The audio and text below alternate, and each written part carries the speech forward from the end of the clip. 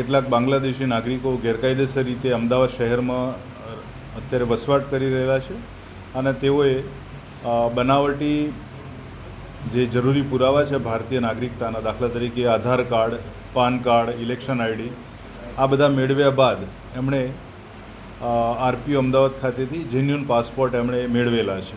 આ ઇનપુટની વેરિફિકેશન કરતાં આ કામે શરૂઆતમાં એક જાણવાજોગ દાખલ કરવામાં આવેલી અને ત્યારબાદ આ વિગતોને સમર્થન મળતા જે મહિલા આરોપી છે એના વિરુદ્ધ એક ગુનો દાખલ કરવામાં આવેલો છે.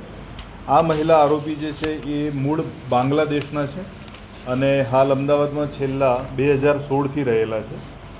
એમણે જે પ્રકારે પુરાવા એમણે બનાવ્યા અથવા તો ઊભા કર્યા અને એમના સંપર્કમાં આવેલા તમામ લોકોને એવું પ્રસ્થાપિત કર્યું કે તેઓ ભારતીય નાગરિક છે અને એમનો જન્મ ઉત્તર પ્રદેશમાં થયેલો છે. કૌટુંબિક સમસ્યાના કારણે એ મુંબઈ આવેલા હતા એમના માતા પિતા સાથે અને પછી એ પરત ઉત્તર પ્રદેશ ગયા અને ત્યારબાદ એ 2016માં અમદાવાદ આવીને વસવાટ કરેલો છે.